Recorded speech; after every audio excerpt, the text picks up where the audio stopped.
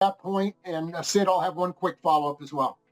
Yeah, no, I mean, obviously everything looks great right now. I mean, getting the guys back healthy, as far as Rashee and having Hollywood fully healthy and Xavier in year 2, I think the offense has a chance to be really, really good.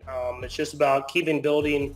I'm excited to kind of have these guys again, just with we've had a lot of turnover in the receiving room, and it seems like the core group will be back in its entirety. So the goal is to try to build on it and get even better and try to get back to some of the explosive passing plays that we've done in years past. Yeah, you mentioned Rashee. How's he looking? And what are your expectations for him, given how he was playing at the time of the injury, but now he's coming off the injury? Yeah, no, I mean, it's the expectations are high. I mean, he looks really good. He's running routes. He's catching the football. I don't know when we get back into the actual OTAs, how much he'll be able to do, but he's been able to do everything here as far as running routes and everything like that. And I know it was unfortunate how he got hurt last year, but it was so early in the season that he's going to get pretty much a complete offseason, which I think will be big going into this season. Next, we'll go to Sam McDowell. Hey, Patrick, and Sid, I'll have a quick follow-up, but just when you look back at last year, obviously you guys in the offseason had put a big emphasis on the explosive and downfield passing game. When you look back at it now, how do you just diagnose that? Yeah, I mean, I don't feel like we got to the goal that we wanted to. I think the injuries definitely affected it a little bit, but my goal is to be better and trying to give guys chances down the field. And I mean, if you look at the only real positive, I think, from the Super Bowl, that was the second half of me just kind of getting back to we got to throw the ball deep. We have to push the envelope. And you saw Xavier making some big plays down the field. And so trying to take positives away from that and from the rest of the season as well is we got the guys. It's about me trusting them, making the throws downfield and letting them make plays. And then just how do you map out this time with the guys? I mean, I assume you've got some sort of blueprint that you go by. Does it change year to year? Can you kind of just give us a sense of what that's like? Yeah, it changes a little bit. I mean, I think we start off with some therapy in the morning, some stuff to get the guys' bodies right, get a nice workout in, and then get to the field. And even though we're not in person, we're still doing virtual meetings. So you know what the coaches are talking about, and it's about taking those routes to the field, explaining it to them the way I see it and the way the coaches see it. And so that when we get back in the building here in a couple weeks, guys have a jump start of what we expect and how we're going to go about our business. And like I said, it helps that this year it's a lot of the same receivers that I've worked with previously. And so not a ton of teaching. A lot of guys know what they need to do. It's just refining their skills. Let's go next to Vahe. Hey, Patrick. I wonder if there's any difference in mentality for you coming off a Super Bowl win versus coming off a Super Bowl loss in terms of how you enter the grind of the offseason, if it's a different sort of motivation. And Sid, if I could have a follow-up too.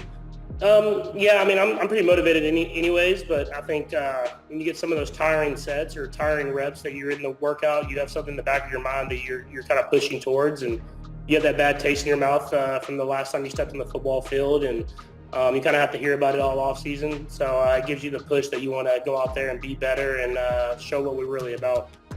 And when you referred a moment ago to needing to be better, I was wondering what you feel like your own points of emphasis are this off season, and what it is you as you examined last season that you really want to try to enhance.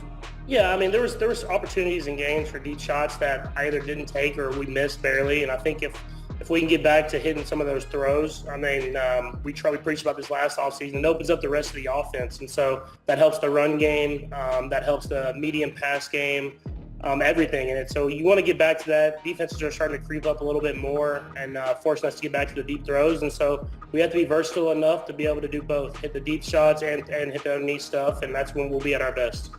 Thanks. We'll go next to Matt Derrick. Hey, Patrick, and two questions if you have time.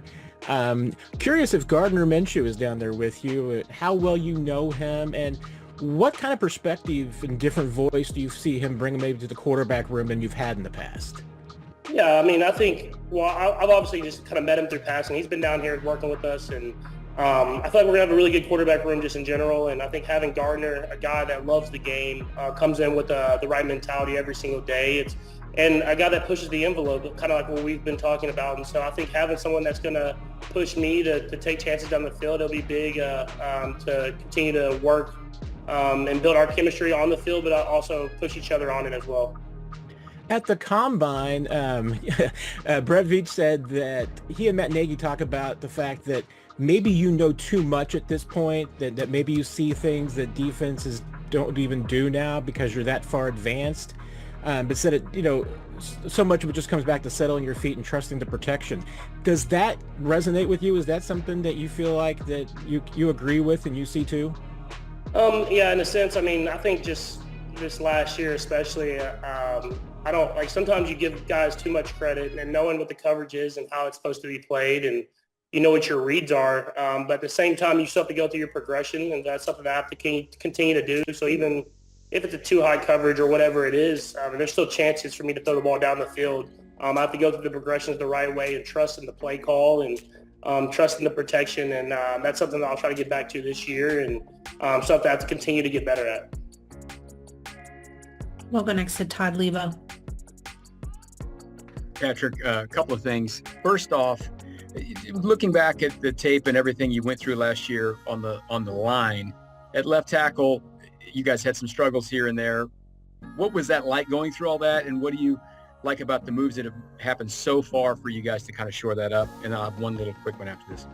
Yeah, I mean, it's the guys that were battling, that are trying to find their spot in the NFL to compete and be great. And I thought guys did good jobs. Obviously, the Super Bowl left a bad taste in everybody's mouth, but I thought throughout the season, guys stepped up and made big plays happen and protected when they needed to be to protect. And I think this year, just trying to solidify the group, bringing in a guy like Jalen Moore, and a guy that's played some snaps, learned under Trent Williams, someone that we have big expectations for. It's just you get a core group of guys that you want to solidify, and you never can account for injuries and stuff like that, but hopefully a group that will be kind of together throughout the entire year. Because when you look at the great offensive lines, a lot of times it's a unit. It's everybody. It's not just one guy here and there. And so we're excited for it, and there'll be healthy competition in camp. But we'll find the 5 right guys that we'll go with, and we'll have guys behind them ready to go as well.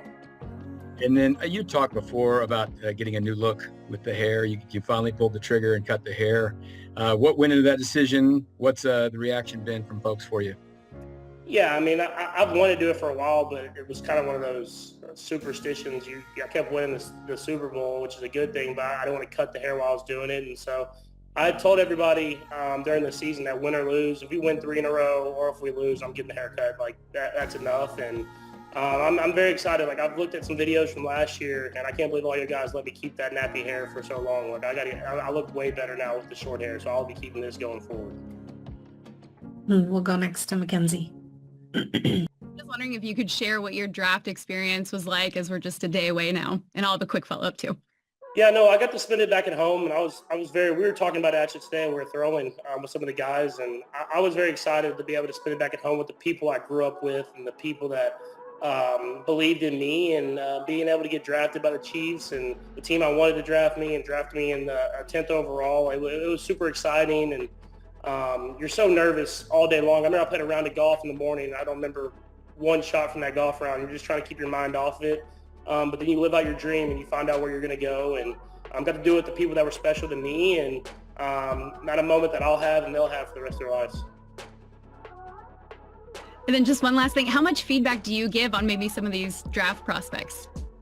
Yeah, I talked to Brett Veach a ton about just the guys that he's looking at and the thought process of the draft. But I let those guys make the decisions. I mean, Coach Reed's done it for a long time. Veach has done it for a long time. They've gotten a lot of great players around me, and if they want me to give my input on guys, I'll watch film and give input. But at the end of the day, they know what's best for the team, and they're going to go out there and pick the guys they think are going to make us or keep us Super Bowl contenders.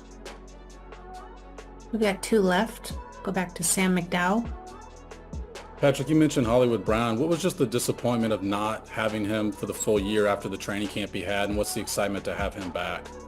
Yeah, no, I mean, y'all saw it in training camp how special of a football player he is, and did everything the right way. was in the building early, was in the building late, was teaching other guys. And for him to get injured in kind of a freak deal there, the first play of the preseason, it stung. But I was happy to have him back at the end of the season and him to kind of get back in within the offense. I think now with hopefully him having the full off season and training camp and keep staying healthy and continuing to grind through, his role will expand even more. I mean, it's hard to throw guys in at the end of the season and try to give him a huge role. And I think you can see when he gets the football in his hands and he has a huge role in our offense, it makes everybody go. And so excited for him. Also that receiving room just in general, all really good friends and all want each other to have success. And I think he can be one of the better receiver rooms in this league with the guys that we have in it. Last one. Go ahead, Vahe. Patrick, I wonder how you balanced after the season, sort of decompressing and recovering versus getting right back on it, and how fast you sort of got back into, getting ready for another season. Yeah, I mean, I got back into it pretty quickly. I mean, when you end in the Super Bowl, you don't have a lot of time to get away, but I had a baby. I just had a baby, so I got to spend time with the baby a little bit more and spend time with my kids. And then kind of just started getting workouts back in. And I have a good way of kind of working out first and throwing on my own first. And by the time the guys get here, I feel like I'm in a good spot. And so got away for a little bit, but we're back at it now. And glad a lot of these guys have came down to Texas. I mean, we've had pretty much everybody down here at least one day or a couple. And so we've gotten some good work in. We'll finish that up these next week or two, and then we'll get to Kansas City. And I'm excited to get back and get back into the swing of things.